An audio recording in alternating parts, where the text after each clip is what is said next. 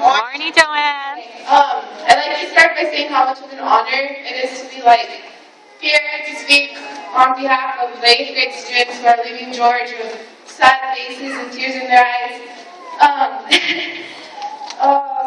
This school is about making friends and memories we will cherish for the rest of our lives. I think it's not only necessary but a must-do to thank our principal, Miss Murphy, and every teacher who stood by and supported us throughout the year and offered a helping hand when we fell, only so we can get back up and be stronger. Teachers who offered their love and advice when we most needed it. Teachers who joked and made us forget they were being teachers to start with. These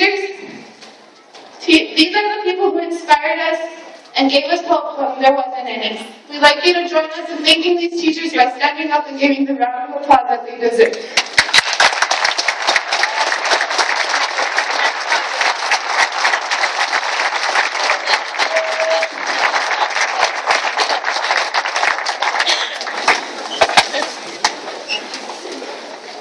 In kindergarten, we watched in awe as every other student who was older than us played on a much bigger playground across the field or behind the gated fence. In 2nd grade, they asked us what we wanted to be when we grew up. Students rose their tiny hands in the air and answered things like a pirate, or a cowboy, or an astronaut. But if you were like me, you wanted to be a princess. In the 4th grade, girls feeded off everything Disney.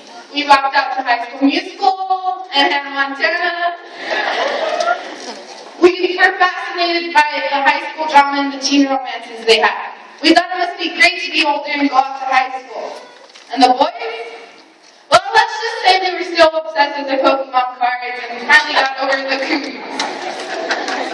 Meaning they somewhat matured. Right?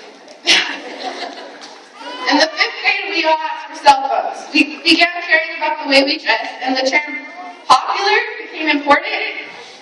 In the 6th grade, the playground we ran on wasn't all that fun. We became the big kids the 2nd graders were intimidated by. And in my case, you couldn't wait to grow up. In the 7th grade, we officially became middle schoolers. The girls wore makeup, the boys worshipped axe. We stopped considering ourselves kids. We wanted more rights. Suddenly, High School Musical and Hannah Montana were nothing but annoying, unless you're me. We passed everyone in the hall who was younger than us saying, "Oh my God, was I like that?" We rolled our eyes, hoping we weren't, knowing we were. Coming out to the 8th grade was a moment of realization for us all. We became the oldest students at George. The teachers expected us to play as role models for the minors.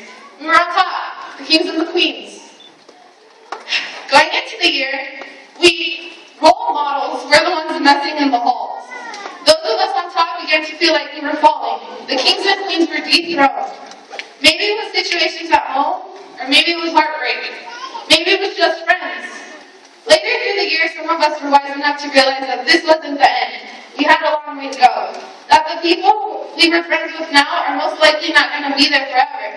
That heartbreak will fade and there's more to come. That those issues at home are only there to make us stronger. Those of us discovered this in the eyes of our teachers. Teachers we didn't always get along with, but loved us unconditionally anyway. Because bottom line, these moments of realization were not the end, but the beginning. After those of us began to realize this, we became stronger. It might have been at different times in the year, it might have been just now after I spoke of this, but we are. We're stronger. Behind and beyond the bad and the good, we became stronger. After losing our ways and finding assistance, we became stronger. After every lecture Miss Tibet gave, we became stronger. After every PowerPoint we labored through in Miss Griffith's class, we became stronger. After every project Miss Cadilli signed, we became stronger. After taking every marker that Miss Walden threw at us, we became stronger. After every fight, after every cry, after every doubt, after every fail, after every smile, every laugh, every song, every dance, every chance, every love, every hate, every challenge, we became stronger. It was those moments, memories, friends, teachers who made us stronger. That night we danced like it was for the last time at White and Bright. The day we screamed from having the time of our lives at Magic Mountain. And now, when they read off our names, and when we walk through those doors, I knew Here to celebrate the fact that we became who we are, stronger. That's what we'll never forget. I'm happy to say that on probably not only behalf of probably myself, that I will be leaving this room with friends and memories that I will keep forever. Never to forget that the world doesn't care how many times you fall down as long as you always get back up. To never follow someone else's path unless you're in the woods and you're lost. In that case, go ahead. You're never too old to wish upon a star, and never to change because you're perfect just the way you are. Bruno Mars taught me that. This school has proven that magic exists.